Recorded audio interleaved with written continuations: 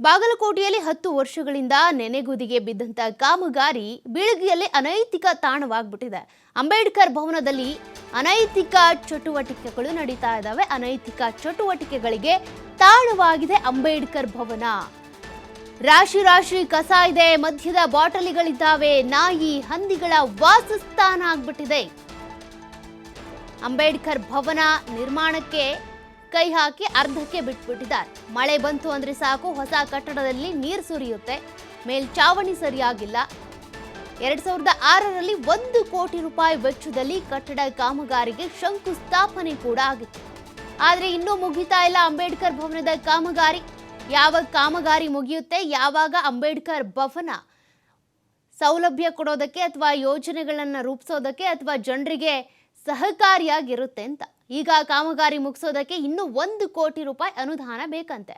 ಆದರೆ ಈಗ ಅರ್ಧಂಬರ್ಧ ಆಗಿರುವಂಥ ಕಾಮಗಾರಿ ಯೋಜನೆ ಏನಿದೆ, ಆ ಕಟ್ಟಡದಲ್ಲಿ ಈಗ ಮಧ್ಯದ ಬಾಟಲಿಗಳು ಸಿಗ್ತಾ ಇದ್ದಾವೆ.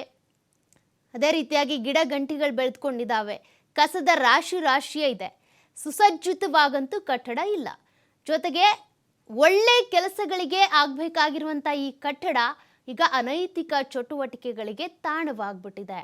ಹೀಗಾಗಿ ಯಾವಾಗ ಈ ಅಂಬೇಡ್ಕರ್ ಭವನದ ಕಾಮಗಾರಿ ಪೂರ್ಣ ಆಗುತ್ತೆ ಅಂತ. ಇನ್ನು 1 ಕೋಟಿ ಅನುದಾನ ಬೇಕು ಅಂದರೆ ಯಾವಾಗ ಅನುದಾನ ಸಿಗೋದು, ಆ ಅನುದಾನ ಸಿಕ್ಕ ಮೇಲೆ ಕಾಮಗಾರಿ ಶುರುವಾಗೋದು ಯಾವಾಗ, ಕಂಪ್ಲೀಟ್ ಆಗೋದು ಯಾವಾಗ, ನಿಜಕ್ಕೂ ಈ ಅಂಬೇಡ್ಕರ್ ಭವನ ಕಂಪ್ಲೀಟ್ ಆಗಿ ಜನರಿಗೆ ಸಿಗುತ್ತಾ ಅಂತ ಸದ್ಯಕ್ಕೆ ಅದೇ ಪ್ರಶ್ನೆ ಆಗಿದೆ. ಬಾಗಲಕೋಟೆಯ ಈ ಅಂಬೇಡ್ಕರ್ ಭವನದ ದೃಶ್ಯಗಳನ್ನು ನೀವು ಗಮನಿಸ್ತಾ ಇದ್ದೀರಾ. ಅರ್ಧಂಬರ್ಧ ಕಾಮಗಾರಿ ಆಗಿರುವಂಥ ಕಟ್ಟಡ ಇದು.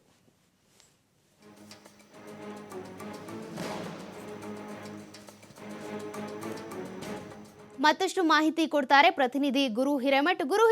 2006ರಲ್ಲಿ 1 ಕೋಟಿ ವೆಚ್ಚ ಮಾಡಿ ಕಟ್ಟಿದ್ದಂಥ ಅಂಬೇಡ್ಕರ್ ಭವನ ಈಗ ನೆನೆಗುದಿಗೆ ಬಿದ್ದಿದೆ. ಅನೈತಿಕ ಚಟುವಟಿಕೆಗಳ ತಾಣ ಆಗ್ಬಿಟ್ಟಿದೆ. ಇದ್ರ ಜವಾಬ್ದಾರಿ ಯಾರು ವಹಿಸಬೇಕು? ಇನ್ನು 1 ಕೋಟಿ ಅನುದಾನ ಬೇಕು ಅಂತಿದ್ದಾರೆ. ಅನುದಾನ ಸಿಗುತ್ತಾ? ಈ ಕಾಮಗಾರಿ ಕಂಪ್ಲೀಟ್ ಆಗುತ್ತಾ ಅಂತ?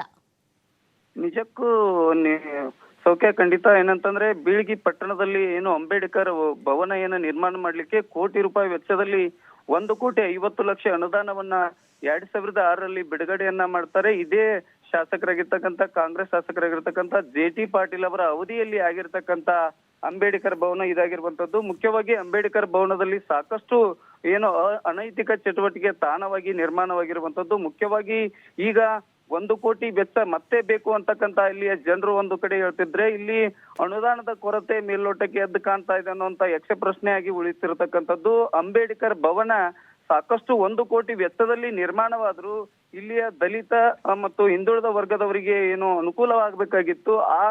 ಆ ನಿಟ್ಟಿನಲ್ಲಿ ಇವತ್ತು ಅಂಬೇಡ್ಕರ್ ವಸತಿ ಭವನ ಇದೆ, ಆ ಭವನದಲ್ಲಿ ಸಾಕಷ್ಟು ಈಗ ಕಟ್ಟಿರ್ತಕ್ಕಂಥ ಅಂಬೇಡ್ಕರ್ ಭವನ ಸೋರುವಂತ ಕೆಲಸಕ್ಕೂ ಕೂಡ ಅಲ್ಲಿ ಮುಂದಾಗಿರುವಂತದ್ದು ಮತ್ತು ಅನೈತಿಕ ಚಟುವಟಿಕೆ ತಾಣವಾಗಿ ನಿರ್ಮಾಣವಾಗಿರುವಂತದ್ದು. ಮುಖ್ಯವಾಗಿ ಈಗ ಇನ್ನೂ 1 ಕೋಟಿ ವೆಚ್ಚ ಆದ್ರೆ ಮಾತ್ರ ಅದು ನಿರ್ಮಾಣದ ಹಂತದಲ್ಲಿ ಆಗುವಂತ ಸಾಧ್ಯತೆ ಇರುವಂತದ್ದು.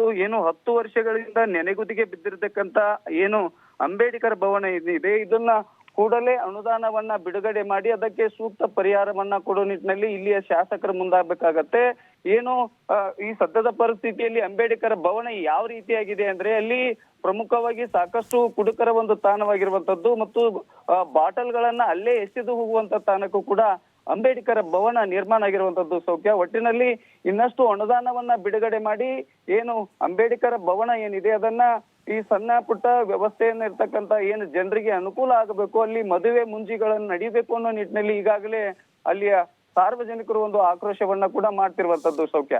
Thank you Guru Hiremath ಡೀಟೇಲ್ಸ್ಗೆ.